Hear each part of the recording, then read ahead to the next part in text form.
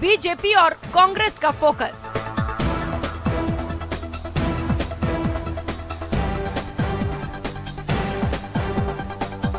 राजस्थान को लेकर चुनावी मोड में बीजेपी कांग्रेस नेतृत्व।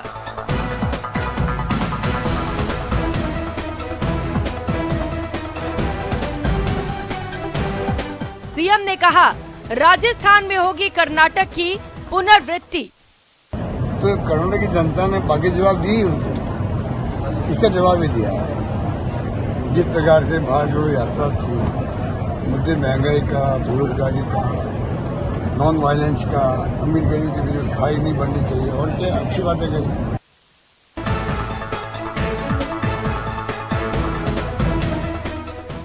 कांग्रेस ने कहा एकजुट होकर लड़ेंगे, जीत दर्ज करेंगे। और कंग्रेचुलेट करता हूं कि मेरी पार्टी आज इतनी बड़ी जीत हासिल की। इस समय में जिन जिन राज्यों में चुनाव होने वाले हैं, उन राज्यों में भी भारतीय जनता पार्टी की ये जो गैर लोकतांत्रिक लोकतंत्र के खिलाफ जो विचारधारा है, इस विचारधारा के खिलाफ वोट पड़ेगा। बीजेपी ने कहा पार्टी एकजुट होकर कर रही है काम। राजस्थान में आने वाले चुनाव में कोई इरादा नहीं है, केवल कमल का निशान जीते और इस राजस्थान में भारतीय जनता पार्टी की सरकार बने। भैरव सिंह शेखावत की जयंती पर बीजेपी का बड़ा कार्यक्रम। बदलाव हुआ है और राजस्थान में भी बदलाव होगा, बदलाव निश्चित है। इसलिए राजस्थान की कांग्रेस कहीं उसको गलत में नहीं पाड़े। सीकर में 15 मई को जुटेंगे बीजेपी के दिग्गज। कर्नाटक की जंग पूरी, अब राजस्थान की तैयारी।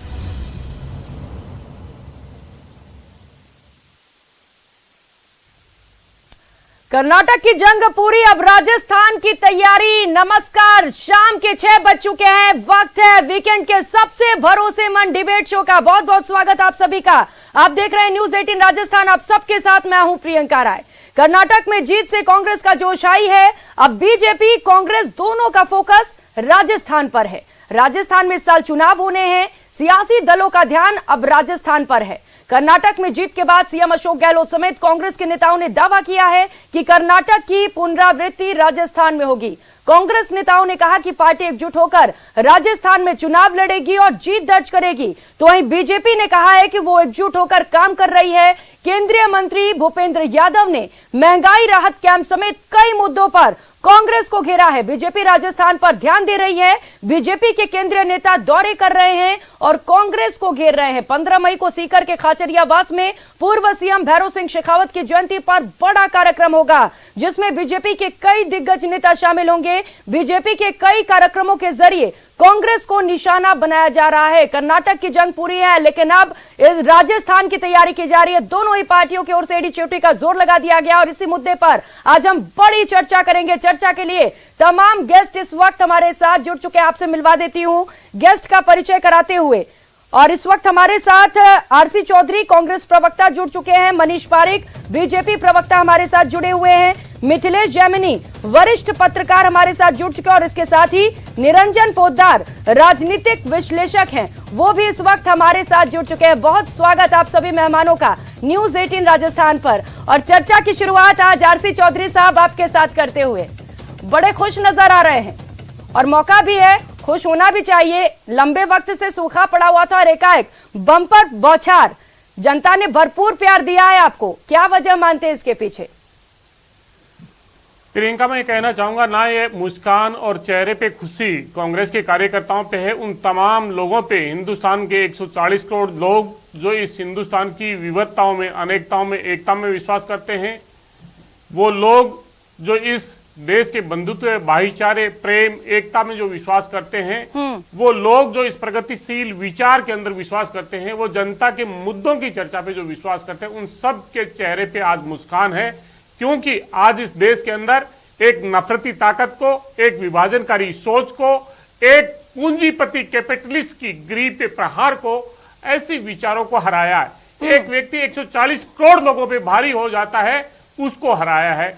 इसलिए ये तमाम लोगों की जीत है। जीत का क्रेडिट किसे दे रही है पार्टी?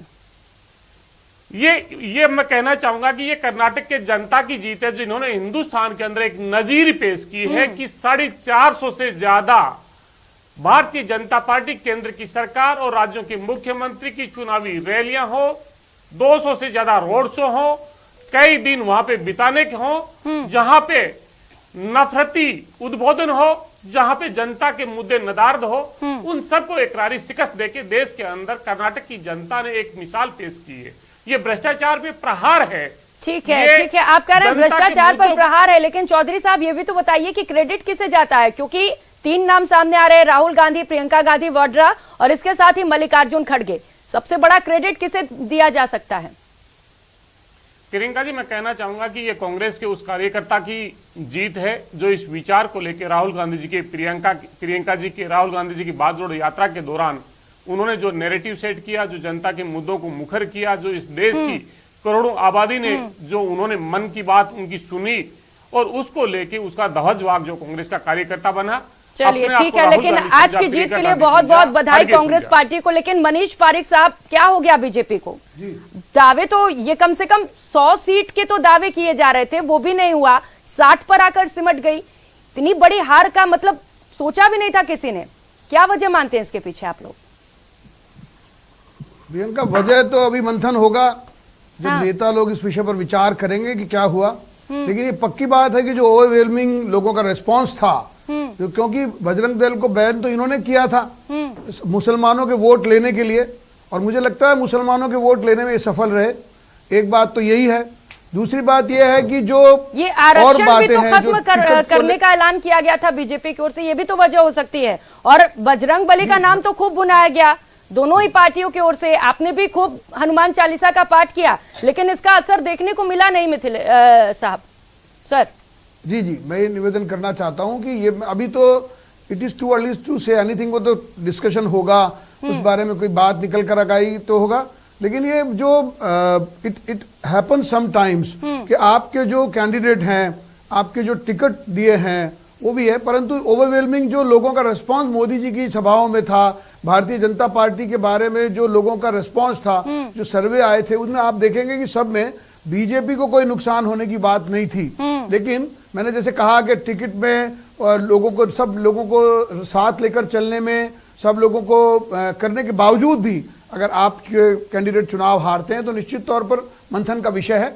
लेकिन राजस्थान में कह रही है कि आप लोग नफरत का बाजार चलाते हैं और उस बाजार को जनता ने बंद कर दिया है, मोहब्बत का बाजार चलेगा। मैंने निवेदन किया प्रियंका की बजरंग दल को बैन इन्होंने किया, नफरत का बाजार तो इन्होंने शुरू किया, बैन करने का काम, किसी चीज को रोकना, प्रतिबंधित करना, और पूरे देश में जो संगठन पूरी शिद्दत के साथ चल रहा है उसको रोक देना, बैन कर देना, इनका स्ट्रेटेजिक चाल थी और उसमें कामयाब भी हुए हैं ये निश्चित तौर पर। लेकिन मैं आपको जैसा निवेदन कर रहा हूं कि जो कुछ सीटों के अंतर से, कुछ वोटों के अंतर से हार देने से विचारधारा का कोई ज्यादा लेना देना नहीं होता है। वो उनके तात्कालिक मुद्दों पर भी हो सकता है, कुछ भ्रम फैलाए गए, कुछ और बातें हुई, एक एंटी इनकम्बेंसी भी एक फैक्टर होता ही है, उसको भी स्वीकार करना पड़ेगा। ठीक है, एंटी इनकम्बेंसी की बात कर रहे हैं तो ऐसे में राजस्थान में आपकी सरकार बन सकती है, लेकिन अब राजस्थान को लेकर क्या रणनीति आप बनाएंगे, इस पर मैं आऊंगी आपके पास। लेकिन उससे पहले मिथिलेश जामनी साहब आपके पास आते हुए, क्योंकि जो जीत इस बार कांग्रेस ने दर्ज की है वो वाकई काबिले तारीफ है और उम्मीद बेहद कम थी इस तरीके की जीत की। पूरी तरीके से जनता का समर्थन मिला है कांग्रेस को। क्या फैक्टर मानते हैं आप इसके पीछे? देखिए, बीजेपी के लिए एक लर्निंग लेसन है कि आपको रीजनल फेस डेवलप करना पड़ेगा। केवल नरेंद्र मोदी के फेस पर आप नेशनल वाइज तो जंप कर सकते हैं, लेकिन रीजनल फेस को डेवलप करना पड़ेगा। बड़ी बात दूसरा इंपॉर्टेंट फैक्टर है, दूसरा जो इंपॉर्टेंट फैक्टर है वो यह है कि आपको वहां कर्नाटक में हिंदुत्व और हिजाब पर कहीं न कहीं मोहब्बत की दुकान भारी पड़ गई, जो राहुल गांधी की यात्रा थी। तीसरा यह है, कर्नाटक ने सेट कर दिया है कि जो मोदी जी को अपराजय नहीं है, बीजेपी अपराजित नहीं है, उसको हराया जा सकता है। और चौथा जो सबसे इंपॉर्टेंट फैक्टर है कि राज बदलता है, रिवाज नहीं बदलता है। चाहे हिमाचल हो चाहे राजस्थान हो, और जो भ्रष्टाचार 40% वाला जो अशोक गहलोत जी ने वहां जाके मुद्दा उठाया कि 40% कमीशन वो ले रहे हैं, वो एक फैक्टर रहा। और सेट्टारी और लक्ष्मण वसदी का जिस तरीके से टिकट काटा, और 36 टिकट बीजेपी ने अपने चाचा ताऊ मामा भांजे को दिया। जो परिवारवाद की बात करती है बीजेपी, वो जो डबल फेस गेम खेला वो भारी पड़ गया बीजेपी को। और सबसे इंपॉर्टेंट चीज है कि डीके शिव कुमार ने जो मेहनत की, जो जेल तक की यात्रा की, उसके प्रति सहानुभूति और उनकी लगन को जीत मिली है। लेकिन राजस्थान के लिए अलार्मिंग सिचुएशन है, क्योंकि बीजेपी का वो वोट शेयर कम नहीं हुआ है। बीजेपी का वोट शेयर पॉइंट समथिंग कम हुआ है। और राजस्थान में पिछली बार बीजेपी और कांग्रेस में वोट डिफरेंस 1,69,000 वोटों का था। ऐसे में कांग्रेस को यहां बहुत अलार्मिंग सिचुएशन में है। बातें तो हम कर्नाटक की हवा तो अच्छी आ सकती है, लेकिन जिस तरीके से इनका एक पायलट सचिन पायलट सड़कों पर चल रहा है, वो भी भ्रष्टाचार का इश्यू उठा रहा है। और भ्रष्टाचार के इश्यू पर वहां सरकार गई है, बीजेपी की सरकार वहां भ्रष्टाचार के इश्यू पे ही गई है। द केरला फाइल से नहीं गई है, बजरंगबली से नहीं गई है। इसका मतलब पब्लिक अब कहीं न कहीं करप्शन का और जो उनका जो काडर बेस अगर स्ट्रांग है, यूपी में मजबूत है, बीजेपी तो जीत गए ना सारे निकाय चुनाव, तो कांग्रेस को अब ये खड़ा करना पड़ेगा अगर वाकई चाहते हैं। क्योंकि अब 4 स्टेट में इनकी गवर्नमेंट हो गई है, हिमाचल में, कर्नाटक में, राजस्थान में, छत्तीसगढ़ में, और 3 स्टेट में और चल रही है। तो इस सारे बिल्कुल, यानी कि एक रीजनल फेस लाना बीजेपी के लिए जरूरी हो चला है। हर बार प्रधानमंत्री नरेंद्र मोदी के चेहरे पर चुनाव लड़ा जाए ये जरूरी नहीं है, और जीत मिले ये जरूरी नहीं है। आज के जो नतीजे सामने आए इससे साफ तौर पर ये स्पष्ट हो चला है। और इसके साथ साथ जो वसुंधरा तेरी खैर नहीं जी वो डायलॉग अब नहीं चलेगा। अब इनको रीजनल फेस लाना पड़ेगा। जो एटीट्यूड और इसके साथ साथ जैसा कि आप मिथिलेश जी बता रहे हैं कि मुद्दे अब बीजेपी को बदलने पड़ेंगे, क्योंकि लोग समझ चुके हैं महंगाई एक बड़ा मुद्दा बन चुका है। निरंजन पोद्दार साहब लगातार हमारे साथ जुड़े हुए हैं। निरंजन जी, क्योंकि आज जो जीत मिली है कांग्रेस को, कर्नाटक के जो नतीजे सामने आए हैं उससे कहा जा रहा है कि आगामी चुनाव पर भी असर पड़ेगा। कैसे देखते हैं आप इसे? क्या लग रहा है, कितना असर इसका पड़ेगा राजस्थान पर? देखिए प्रियंका जी, आपने जो सवाल किया मैं पहले उसका जवाब दूं तो मैं ये बात कहूंगा कि कांग्रेस के अंदर जिस तरीके से एक भगदड़ मची हुई थी, या कांग्रेस के अंदर जिस तरीके से पार्टी छोड़ने की परंपरा चली हुई थी, या यूं कहें कि एक अस्थिरता थी, कहीं ना कहीं उसके अंदर थोड़ी स्थिरता जरूर आएगी। मेरे को ऐसा लग रहा है इस जीत से कांग्रेस को तो आने वाले समय में मुझे केवल और केवल ये लाभ नजर आ रहा है। और दूसरी बात, अगर हम बात करें कर्नाटक चुनाव परिणामों की, तो प्रियंका जी आप अगर इन परिणामों के गहराई में जाएंगे तो 3 चीजें आपको देखनी पड़ेंगी। पहली बात तो ये कि जो कर्नाटक है उसके अंदर जो 5 वर्ष के अंदर सरकार बदलने की जो एक लत शुरू बहुत सालों से लगी हुई है, वो लत कर्नाटक छोड़ नहीं पाया, अपनी उस लत को उसने बरकरार रखा है, पहली बात। दूसरी बात, अगर हम ये कहें कि यहाँ पे भारतीय जनता पार्टी की क्या गलती हुई या भारतीय जनता पार्टी ने क्या कमी रही, तो अगर उसका अगर मैं एनालिसिस करता हूं तो आप ये देखिए भारतीय जनता पार्टी का जो वोट परसेंटेज है वो कहीं ना कहीं वोट परसेंटेज डाउन नहीं हुआ, परसेंटेज वोट डाउन नहीं हुआ, numbers of vote Bharatiya Janata party का बढ़ा है, सीटें बेशक कम हुई हैं, लेकिन इसके अंदर जो भारतीय जनता पार्टी की जो कमी रही है, मेरा यह मानना है कि जिस तरीके से जेडीएस का वोट परसेंट 18.5% हुआ करता था, वो आज 13% से नीचे आ गया। कहीं ना कहीं भारतीय जनता पार्टी जो जेडीएस के ऊपर यानी कि जनता दल सेकुलर के ऊपर जो भरोसा करके चल रही थी, कहीं ना कहीं भारतीय जनता पार्टी वहां जाकर के उनके द्वारा त्रुटि हुई है। लेकिन यहाँ पे एक महत्वपूर्ण बात और है प्रियंका जी, जो आपके चैनल के माध्यम से मुझे कहना बहुत आवश्यक है, क्योंकि आज राजस्थान में आपका चैनल नंबर 1 है और करोड़ों लोग आपको शिद्दत से देखते हैं। प्रियंका जी एक चीज और मैं बताऊं, मुझे ये चुनाव परिणाम देख करके अति प्रसन्नता हो रही है। उसका कारण जानते हैं? उसका कारण ये है कि पिछले 4-5 वर्षों से जो जनता के अंदर एक परसेप्शन बनाया जा रहा था कि देश की तमाम लोकतांत्रिक संस्थाएं ध्वस्त हो गई है, देश के अंदर ईवीएम सेट हो गई है, चुनाव आयोग बिक गया है और केवल 2 लोगों का इस देश की पूरे देश के ऊपर कब्जा हो गया। कम से कम आज मुझे इस चीज की तसल्ली है कि अब ये कांग्रेस तो कम से कम अपने मुंह से ये बात नहीं कह पाएगी, क्योंकि प्रियंका जी जिस तरीके से ये कह रहे हैं कि कर्नाटक की जीत जनता की जीत है, जनता का कांग्रेस की जीत हो, तो इसका मतलब 2019 के अंदर प्रधानमंत्री नरेंद्र मोदी जी की भी जीत जनता की ही जीत मानी जाएगी। जहां भारतीय जनता पार्टी ने सरकारें बनाई वहां भी जनता की ही जीत मानी जाएगी, पहली बात। दूसरी बात, जो एक ईडी और सीबीआई का जिस तरीके से एक परसेप्शन बनाया गया है कि कोई अगर भारतीय जनता पार्टी में शामिल हो जाता है नेता, तो कांग्रेसी कहते थे, ये राहुल गांधी जी कहते थे कि जो डर जाता है वो बीजेपी में चला जाता है। जबकि कर्नाटक चुनावों से पहले 47 भारतीय जनता पार्टी के बड़े नेता बीजेपी छोड़ करके कांग्रेस में शामिल हुई। मतलब इसका यह हुआ कि 2 महीने 3 महीने से ईडी और सीबीआई की छुट्टी पे गई हुई है, अब उनको डर नहीं रहा। तो यानी कि यहाँ ये परसेप्शन भी आपका खत्म हो चुका है। और तीसरी और सबसे बड़ी बात, जिस तरीके से कहते थे कि सारी संवैधानिक संस्थाएं जो है वो हाईजैक हो गई, तो अभी 2 दिन पहले जिस तरीके से दिल्ली की राजनीति के ऊपर सुप्रीम कोर्ट का फैसला आया और आम आदमी पार्टी ने मिठाइयां बांट बांट करके सेलिब्रेट किया, मतलब न्यायपालिका भी स्वतंत्र है। तो मैं तो इस चीज से बड़ा खुश हूं कि आज कम से कम देश की जनता इस चीज को देख रही है कि जो परसेप्शन बनाया गया था, उस परसेप्शन को कहीं ना कहीं अब ये आगे बनाने में कामयाब नहीं हो पाएंगे, मेरा ये मानना था। और बिल्कुल आरसी चौधरी साहब, ये सवाल तो उठेंगे ना, मीठा मीठा गुड़ुप कड़वा कड़वा थू, आपकी सरकार बनी तो जनता की जीत है, और बीजेपी की सरकार आती है तो आप ये कहने लग जाते हैं कि ईवीएम हैक हो गया है। और जो दूसरा फैक्टर माना जा रहा है एंटी इनकम्बेंसी, अगर इस फैक्टर से आपको जीत मिली है तब तो राजस्थान में मुश्किलें बढ़ सकती हैं आपके लिए। अब राजस्थान में क्या रणनीति आगामी चुनाव को लेकर, क्योंकि लगातार कांग्रेस ये कह तो रही है एक साथ होकर चुनाव लड़ेंगे, पर क्या वाकई आपको ऐसा लग रहा है? एक और सचिन पायलट यात्रा भी निकाल रहे हैं। देखिए, मैं कहना चाहूंगा कि मैंने पोदार साहब को बड़े धैर्य से सुना और मैं सोच रहा था कि उनका जो एनालिसिस है, जो एक राजनीतिक विशेषज्ञ के तौर पे है, उनका होगा और उनका अपना एक नजरिया हो सकता है। लेकिन मैं उनकी बात को कुछ दुरुस्त करना चाहूंगा। उन्होंने कहा केंद्रीय एजेंसियों के हमने आरोप लगाए।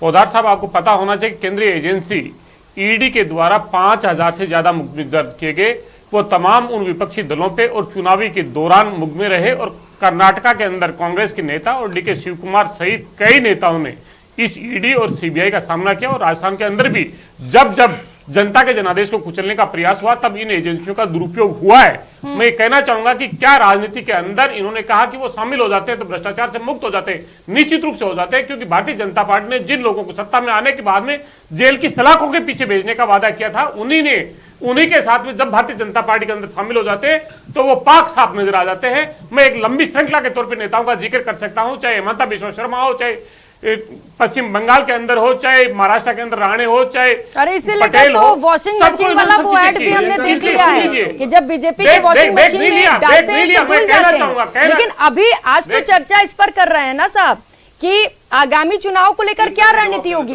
क्योंकि सिर्फ ये मान लेना कि कर्नाटक में कांग्रेस आ गई तो राजस्थान में भी आएगी।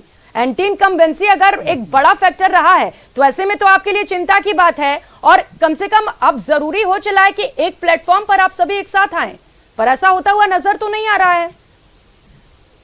देखिए प्रियंका, मैं कहना चाहूंगा कि पोदार जी ने कहा कि वहां पे रिवाज बदलता रहता है, वहां पे रिवाज नहीं बदला, वहां पे जनता ने जनादेश नहीं दिया था भारतीय जनता पार्टी को, जनादेश को कुचल के कर्नाटक के अंदर सरकार बनाई। और कभी भी 25 साल से लगातार हंग असेंबलीज आ रही है, एक पूर्ण बहुमत और बड़े बहुमत की सरकार नहीं बनी है, ये मैं आपके सामने कहना चाहूंगा। दूसरी एंटी इनकम्बेंसी की नहीं, जहां पे दिल्ली में बैठ के रिमोट के द्वारा राज्यों को जो चलाया जा रहा था, वहां पे जो लोकल नेतृत्व हो रहा था उसको कुचला जा रहा था, जहां पे एक व्यक्ति के नाम पे वोट मांगा जा रहा था, जहां पे विचारधारा नगण्य और गौण नजर आती थी, और कहते थे एक वोट, उस एक वोट ने भारतीय जनता पार्टी के जो अहंकारी नेता है उनको चोट दी और उन्हें नकारा है। मनीष पारिक साहब वो कह रहे हैं कि अहंकार से भर चुकी थी बीजेपी और जनता ने करारा जवाब दिया। इस पर आपकी प्रतिक्रिया? अनुसरण कर रही है हमारी जो योजना है। कर रहा हूं कि ये उसको नहीं सुनने वाले हैं जो इन्होंने कहा। जवाब देना ये जो राहुल गांधी की भारत जोड़ो यात्रा बता रहे थे, यहाँ पे भी तो भारत जोड़ो यात्रा हो रही है राजस्थान में,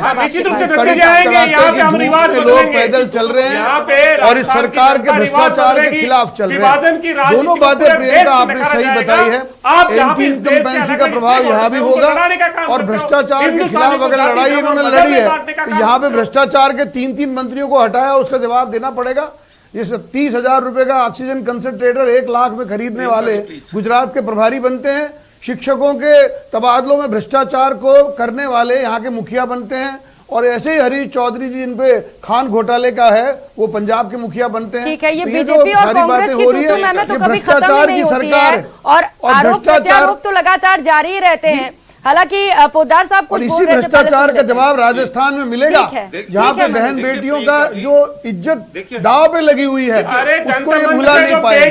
12,000 बलात्कार हुए हैं, उसका जवाब इनको देना पड़ेगा अहंकारी नेताओं को जो यहाँ 2 करोड़ कार्ड बांट रहे हैं अपनी फोटो। अरे आप लोग का झगड़ा थोड़ी नहीं खत्म होगा, 2 घंटे और भी चर्चा चलेगी फिर भी नहीं खत्म होगा।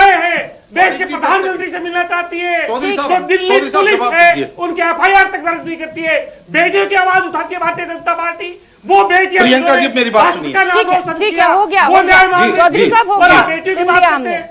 समझ सकते हैं जीत का उत्साह मुझे दिखाई दे रहा है। जी पोद्दार साहब बोलिए। हाँ, देखिए प्रियंका जी, चौधरी साहब ने मेरी बात के ऊपर कटाक्ष किया, मैं उस दोनों बातों का जवाब देना चाहता हूं। हाँ। पहली बात, चौधरी साहब की जानकारी के लिए मैं बता दूं, ईडी ने 5000 से ऊपर केस बुक किए, लेकिन राजनीतिक लोगों के ऊपर केवल 300 केस बुक किए। आप इस चीज को जानकारी रखिए। और जो कन्विक्शन की रिपोर्ट है वो ऐसी ही आती है, पहले भी ऐसी आती थी। पहली बात तो आप इस चीज को दुरुस्त कर लीजिए।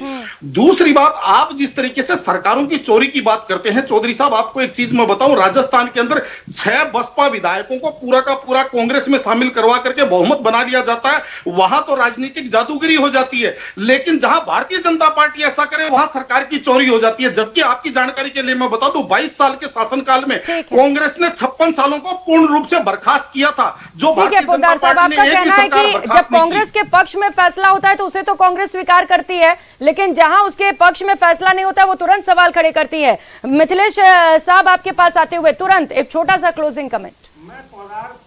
देखिए, जो प्रियंका जी जो ये कर्नाटक का जो मैंडेट आया है वो सबसे इंपॉर्टेंट है कि रिसोर्ट पॉलिटिक्स से पब्लिक फेडअप हो गई है। हाँ। क्योंकि वहां हंग असेंबली बनती थी और जो हमने राजस्थान में नजारा देखा फेयरमैन टोटल और जैसलमेर का, वैसा वहां हर चुनाव के बाद होता था। अभी भी तैयारी कर ली गई। तो कहीं न कहीं पब्लिक इन चीजों को फेडअप होती है। पब्लिक को जो डेमोक्रेसी में एक क्लीन लाइन चाहिए, जो क्लीन स्विंग चाहिए, वही कांग्रेस को मिला है। और अब कांग्रेस को संभलना होगा, क्योंकि राजस्थान में करप्शन और यूथ की जो पॉलिटिक्स है, जिस तरीके से सचिन पायलट ने आरपीएससी के दरवाजे से अपनी यात्रा शुरू की है और रीट का भी मुद्दा उठा रहे हैं, और जिससे लाखों बेरोजगार जुड़े हुए, तो कांग्रेस को अपना घर राजस्थान में संभालना होगा। ठीक है, अशोक गहलोत जो बचत राहत और बढ़त के दम पर लेकिन इसके साथ बहुत सारी ऐसी बातें हैं राजस्थान में जिन्हें लेकर अब संभलने की जरूरत है कांग्रेस को। तो बड़ी चर्चा हमने की, बड़ी बहस की। बहुत शुक्रिया आप सभी मेहमानों का न्यूज 18 राजस्थान के साथ जुड़ने के लिए। तो कर्नाटक की जंग और अब राजस्थान में इसे लेकर लगातार तैयारियां की जा रही है, क्योंकि राजस्थान में चुनाव में बेहद कम वक्त रह गया। ऐसे में देखना